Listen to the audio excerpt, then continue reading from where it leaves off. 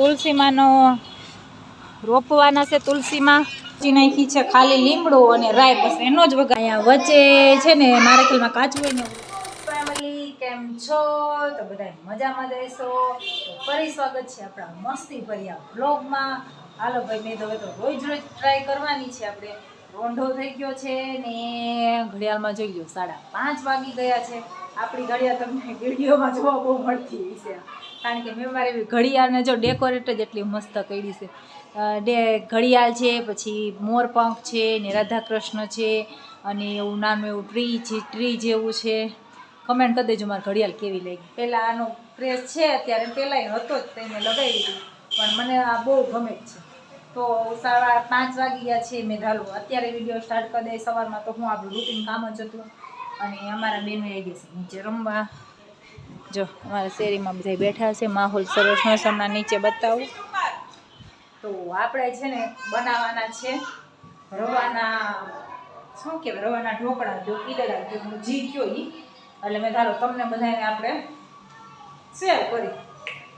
એટલે આપણે હાલો હવે રવો આપણે ચારી નાખ્યો છે, મસ્ત બને છે. ટ્રાય મારજો. મેં 2-3 વાર ટ્રાય કર્યો છે, પણ મેં મારી એકલી માટે જ બનાવ્યા હતા. પણ આજે પતિદેવને ખવડાવવાના છે, એટલે આ રવો મેં 500 ગ્રામ લીધો છે. આરામથી અમારે થઈ જાય. અને આમાં તમે ખાટું દહીં હોય ને તો વધારે સરસ થાય, પણ આપણી પાસે દહીં છે નહીં, એટલે હવે આપણે આને છાશથી પલાળવા મૂકવાનો છે. એટલે આમ તો 15 થી 20 મિનિટ પલાળવાનું હોય, પણ હું અડધી કલાક જેવો પલાળવાની કરતી, 2-2.5 કલાક, કારણ કે 5:30 જેવું થયું, એટલે 6 વાગે તો હું માંડી જ દઈશ. હા, 6 નહીં પણ 7:30 છે, 1 કલાક જેવું થયું. પણ આ પલરે તો કંઈ વાંધો નહીં, પલરે તો વધારે સારું. એટલે હવે જો આને મિક્સ કરી દઈ સરસનું. અને દહીં હોય ને તો બહુ ઓર ફાઇન લાગે, મસ્ત લાગે, પણ આપણી પાસે નથી, એટલે આપણી પાસે ખાટી છાશ.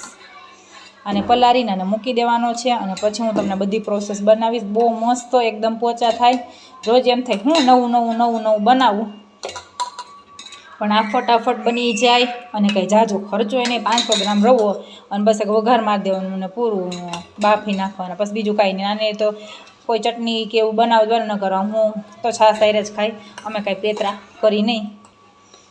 તો હાલ હવે હું આ હલાવી મૂકી દઈએ, અને પછી આપણે નીચે જઈએ થોડીક વાર રમવા. બેન હાથ પાસે હા, એ ક્યાંય આટા લેતા હશે, અને હવે પાછા આપણે બનાવીને કંઈ મળીએ. તો હાલો ફેમિલી, હવે આને મૂકી દઈએ આપણે રેસ્ટ માટે. તો આપણે એક કામ કરતા બીજું વચ્ચે કામ કરવા માંડીએ. આપણે આવી ગયા છીએ ધૂળ લેવા. હાલો, તુલસીમાંનો રોપવાના છે. તુલસીમાં ધૂળ નથી કુંડામાં હાવ, અને હવે વરસાદ આવી જાય પછી ક્યાંય ધૂળ મળશે નહીં, એટલે હવે આપણે તાત્કાલિક ધૂળ લેવા આવી ગયા છે. જો આ એક વરસાદ પડ્યો ને કાલે પરમ દી, તો જો આ બધું આમ ઓલું થઈ ગયું છે, બેસી ગયું છે. તો આપણે જો આ ભરવાની છે, પોણી ભરાઈ જાય તો વધારે સારું. આ બસ આ લઈ લે. આ તો એ તો ધૂળવાર હાથ થાય, એમને મેં કંઈ ન થાય કાંઈ બધું. તો હાલો ફેમિલી, હવે ધૂળ બૂળ આપણે સરસની ભરી લઈ, પછી મળીએ. હાલો જોઈ લો, અહીંયા થાય છે ઇન્ડસ્ટ્રીઝ મોટી, સોરી ઇન્ડસ્ટ્રી શું, અહીંયા થાય છે શોપિંગ. હાલો હવે આપણે ભરી લઈ ધૂળ. ધૂળ લઈને આવી ગયા છીએ, અને 6:30 થઈ ગયા છે, એટલે આપણે બધા ભાગી દઈ. તો જો આ આપણું બેટર છે, ફૂલી ગયું છે થોડું ઘણું, અને હવે વઘાર મારવાનો છે. તો આદુ, લસણ ને મરચી નાખી છે, ખાલી લીમડો અને રાય, બસ એનો જ વઘાર મારવાનો છે, કારણ કે એ જ મસ્ત સ્વાદ આવશે. વધારે ઓલું ને ઓલું નાખશો તો સ્વાદ નહીં આવે. સિમ્પલ ને સોબત બહુ ફાઇન લાગશે. અને આમાં તમે ગાજર છે કે પછી કેપ્સિકમ ને એવું નાખી શકો. હું એવું એક પ્લેટ જ ખાલી બનાવવાની છું, પછી ભાવે કે ન ભાવે. એકવાર મેં ટ્રાય કરી હતી, પણ થોડું હેવી થઈ ગયું. અને આ સિમ્પલ બહુ મજા આવે, ફટાફટ હેલ્ધી લાગે, અને સિમ્પલ એ લાગે, ફટાફટ થઈ જાય. એટલે હવે જો આપણે મારી દઈ રાઈનો મસ્તનો વઘાર. મને તો રાઈ બહુ ગમે, એવી વસ્તુ એને એમાં તો હું રાઈ બહુ નાખું. સંભારો છે મરચાંનો, ને એમાં રાઈ તો મને અતિ પ્રિય, સરસ લાગે ટેસ્ટમાં. તો હાલો વઘાર મારીને અને હું તમને બતાવ્યું. ચલો ફટાફટ વઘાર મારી દઈએ. આપણે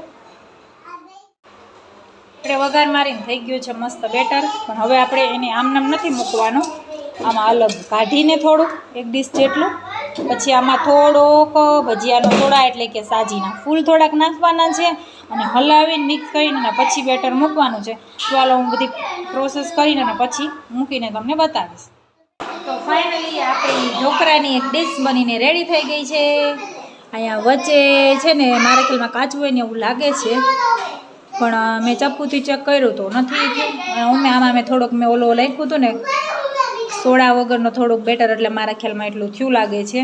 અને હું આમાં બાપુ મારી પાસે ઢોકળ્યું નથી એટલે, અને આમે બનાવ્યું છે કટિંગવાળું બનાવ્યું છે. તો હાલ આવી રીતના મસ્ત ઢોકળા થાય છે, ક્યારેક ટ્રાય કરજો, મસ્ત ના બનશે ને એકદમ રૂ જેવા બનશે. તો હાલો એકવાર તમને કટિંગ કરીને બતાવી દઉં. હાલો પહેલાં હું આ ડીશ ભરીને મૂકી દઉં. ચાલો છે ને એકદમ પોચા પોચા મસ્તના, અને સ્વાદમાં એક નંબર થાય છે.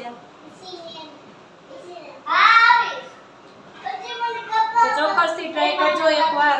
હાલો અમે બધા ખાઈ લઈએ. બાય બાય, જય શ્રી કૃષ્ણ. સબસ્ક્રાઈબ અને કમેન્ટ કરતા જાજો મારા વિડીયો કેવો લાગે છે. મજા આવી ત્યારે મસ્ત મસ્ત કમેન્ટ કરજો. બાય બાય, જય શ્રી કૃષ્ણ, આવજો. હાલો ભાઈ અમે રવાના ઢોકળા ખાતા જાજો. તો બાય બાય.